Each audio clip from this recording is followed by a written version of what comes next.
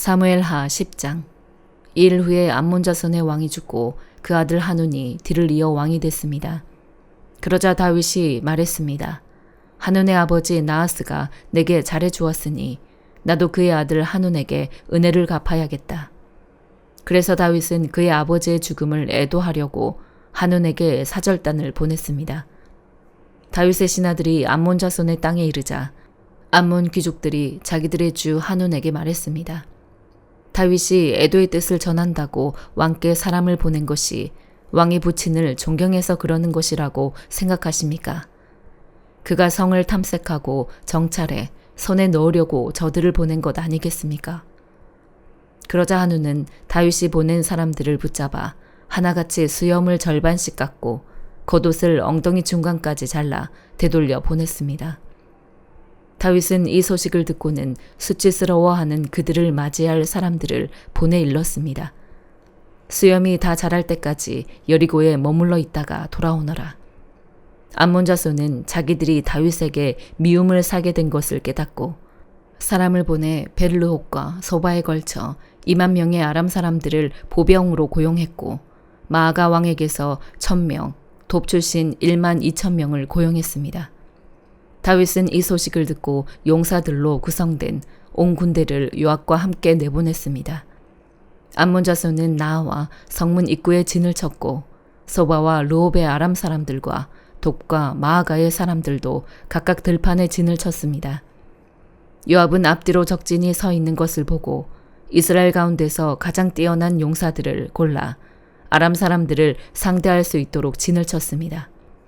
그리고 나머지 군사들은 자기 동생 아비사에게 맡겨 암몬 자손을 상대할 수 있도록 진을 치게 했습니다. 그리고 요압이 말했습니다. 아람 사람들이 너무 강하면 네가 나를 구하러 와라. 그러나 암몬 사람들이 너무 강하면 내가 너를 구하러 가겠다. 용기를 내라. 우리 백성들과 우리 하나님의 성들을 위해 용감하게 싸우자. 여호와께서 좋게 여기시는 대로 행하실 것이다. 그러고 나서 요압과 그의 부대가 아람 사람들과 싸우기 위해 진군하자 그들은 그 앞에서 도망쳐 버렸습니다.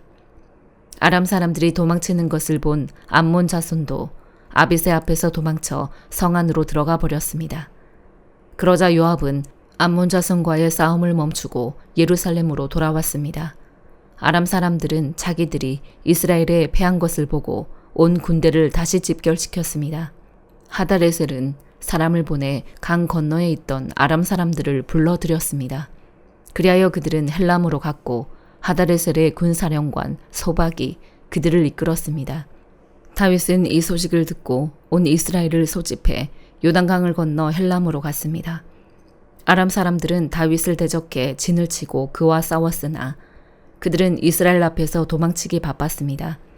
다윗은 아람의 전차 탄 사람 700명과 기마병 4만 명을 죽였고 군사령관 소박을 쳐서 그 자리에서 죽였습니다. 하다레셀에게 속했던 모든 왕들은 자기들이 이스라엘에 진 것을 보고 이스라엘 사람들과 화해한 후에 그들을 섬겼습니다.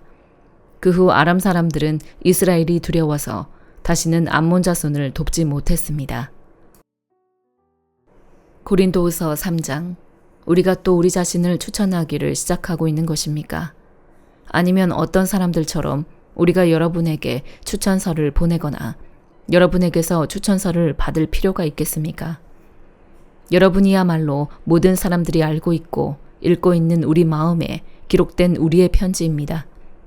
여러분은 우리의 섬김을 통해 나타난 그리스도의 편지입니다. 이것은 먹으로 쓴 것이 아니라 살아계신 하나님의 영으로 쓴 것이며 돌판에 쓴 것이 아니라 육체의 마음판에 쓴 것입니다. 우리는 그리스도를 통해 하나님께 대해 이와 같은 확신을 갖고 있습니다. 그러나 우리는 무엇이 우리에게서 나온 것처럼 스스로 자격이 있다고 생각하지 않습니다. 우리의 자격은 오직 하나님께로부터 났습니다. 그분은 우리로 하여금 문자가 아니라 영으로 말미암는 새 언약의 일꾼이 되기에 충분한 자격을 갖추도록 하셨습니다. 문자는 죽이는 것이요 영은 살리는 것이기 때문입니다. 죽음에 이르게 하는 돌에 새긴 문자의 직분도 영광스러워 모세 얼굴에 나타난 없어질 영광으로 인해 이스라엘 자손이 그의 얼굴을 주목할 수 없었다면 하물며 영의 직분에는 더욱더 영광이 넘치지 않겠습니까? 만일 정죄의 직분에도 영광이 있었다면 의의 직분은 더욱더 영광이 넘칠 것입니다. 이 경우 한때 영광스럽던 것이 더 큰 영광이 나타남으로 인해 더 이상 영광스럽지 못하게 된 것입니다. 사라져버릴 것도 영광스러웠다면 영원한 것은 더욱 영광 가운데 있을 것입니다. 우리가 이러한 소망을 가지고 있으므로 더욱 담대하게 말합니다. 모세가 없어질 것의 결과에 이스라엘 자손이 주목하지 못하게 하기 위해 자신의 얼굴에 수건을 썼던 것과 같은 일을 우리는 하지 않습니다. 그러나 이스라엘 백성의 마음은 완고해졌습니다. 그들은 옛 언약을 읽을 때 오느 날까지도 수건을 벗지 못하고 계속 그대로 있습니다. 이것은 그리스도 안에서 벗겨지기 때문입니다. 오느 날까지도 모세의 글을 읽을 때마다 수건이 그들의 마음을 덮고 있습니다. 그러나 주께로 돌아갈 때마다 수건은 벗겨집니다. 주께서는 영이시며 주의 영이 계신 곳에는 자유가 있습니다. 우리는 다 벗은 얼굴로 주의 영광을 바라보는 가운데 그와 같은 형상으로 변화해 영광에서 영광에 이르게 됩니다. 이 일은 주의 영으로 말미암습니다. 에스겔 17장. 여호와의 말씀이 내게 임해 말씀하셨다. 사람아, 이스라엘 족속에게 수수께끼와 비유를 말하여라. 너는 말하여라. 주 여호와가 이렇게 말한다. 날개가 크고 깃이 길고 숱이 많고 다양한 색깔의 깃털을 가진 거대한 독수리가 레바논으로 와서 백향목 가장 높은 가지를 차지했다. 독수리가 그 맨 끝에 연한 가지를 꺾어서 상인들의 땅으로 가져가 상인들의 도시에 두었다. 그리고 독수리가 그 땅의 씨를 얼마 가져다가 비옥한 땅에 심었다. 그는 그것을 풍족한 물가에 버드나무처럼 심었다. 그것은 싹이 트고 낮게 들이운 포도나무가 됐다. 그 나무가지들은 독수리를 향해 있었고 그 뿌리들은 나무 밑에 있었다. 이렇게 씨가 포도나무가 돼 굵은 가지들과 가는 가지들을 냈다. 그런데 날개가 크고 숱 많은 깃털을 가진 다른 거대한 독수리가 나타났다. 독수리가 자기에게 물을 줄까 해서 이 포도나무는 독수리를 향해 심긴 곳에서 뿌리를 뻗고 가지를 뻗었다. 가지를 뻗고 열매를 맺으며 훌륭한 포도나무가 되기에 충분한 물가 좋은 땅에 그 포도나무는 이미 심겨 있었다. 그들에게 말하여라. 주 여호와가 이렇게 말한다. 그 포도나무가 번성하겠느냐? 독수리가 뿌리를 뽑고 열매를 따버려서 그것이 시들지 않겠느냐? 새로 난 잎이 모두 시들어 버릴 것이다. 그것을 뿌리째 뽑는데 강한 팔이나 많은 사람이 필요하지 않을 것이다. 그것이 심겼다고 해서 번성하겠느냐? 동쪽 바람이 그 나무에 불 때 그것이 완전히 시들지 않겠느냐? 그 심긴 밭에서 시들어 버리지 않겠느냐? 여호와의 말씀이 내게 임해 말씀하셨다. 반역하는 족속에게 이것이 무슨 뜻인지 너희가 모르느냐 하고 말하여라. 바벨론 왕이 예루살렘으로 와서 예루살렘 왕과 관료들을 잡아 그들을 바벨론으로 끌고 갔다. 그리고 그가 왕의 자손 하나를 취해 언약을 맺고 맹세하게 했다. 그는 그 땅의 지도자들을 끌어갔다. 이것은 그 나라의 지위가 실추되며 스스로 일어나지 못하고 그 조약을 지켜야만 일어날 수 있게 하려는 것이었다. 그러나 그는 바벨론 왕에게 반역해 사절단을 이집트에 보내 그에게 말과 많은 군대를 지원하도록 했다. 그가 융성하겠느냐?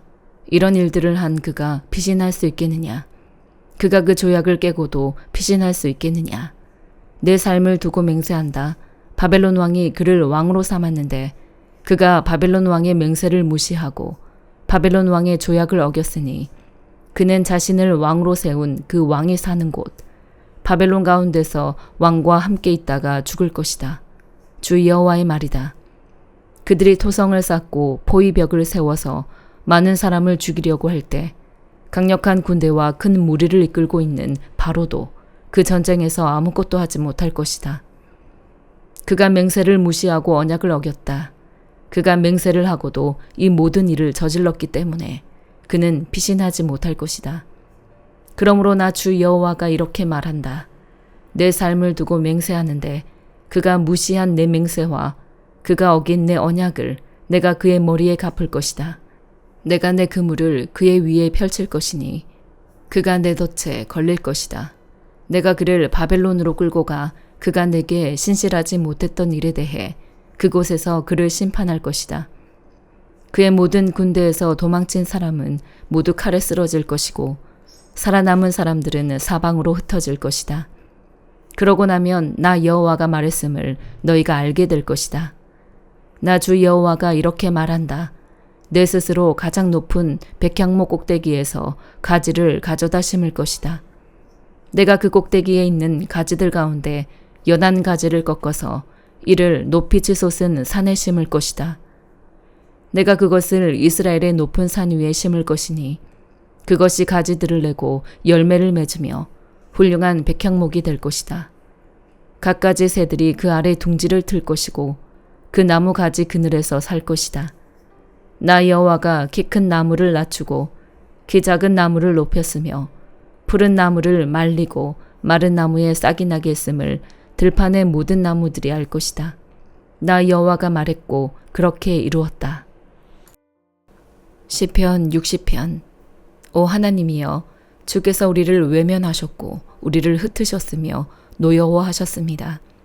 그러나 이제는 우리에게 마음을 돌리소서. 주께서 땅을 흔들어 갈라지게 하셨습니다. 땅이 갈라졌으니 그 틈을 메우소서. 주께서 주의 백성에게 어려움을 주셨고 포도주를 마시게 해 우리가 비틀거립니다. 주를 두려워하는 사람들에게는 주께서 깃발을 주셔서 진리를 위해 매달게 하셨습니다. 셀라. 그리하여 주께서 사랑하시는 사람들이 건짐받게 하시며 주의 오른손으로 구원하시고 내게 응답하소서. 하나님께서 그 거룩함 가운데 말씀하셨습니다. 내가 기뻐하리라. 세겜을 나누고 숫고 골짜기를 측량하리라. 길라앗이 내 것이요 므낫세가 내 것이며 에브라임이 내 투구이며 유다가 내 지팡이이며 모압이 내 목욕탕이로다.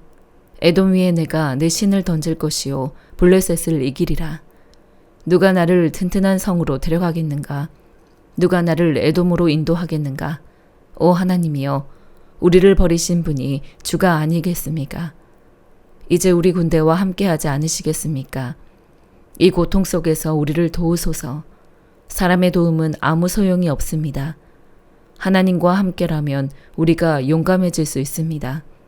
우리 적들을 짓밟으실 분이 바로 하나님이십니다.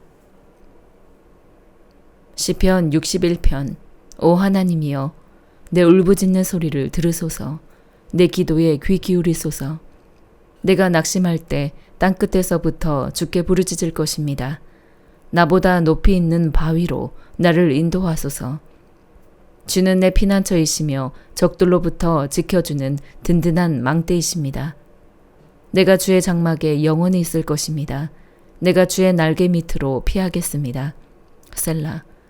오 하나님이여, 주께서 내 서원을 들으셨고 주의 이름을 두려워하는 사람들의 유산을 내게 주셨습니다. 주께서 왕의 수명을 연장해 주셔서 그 나날이 여러 세대에 걸쳐 계속되게 하소서. 그가 하나님 앞에 영원히 있을 것이니 주의 인자하심과 진리를 세워 그를 보호하소서. 그러면 내가 영원히 주의 이름을 찬송하며 날마다 내 서원을 이루겠습니다. 아멘.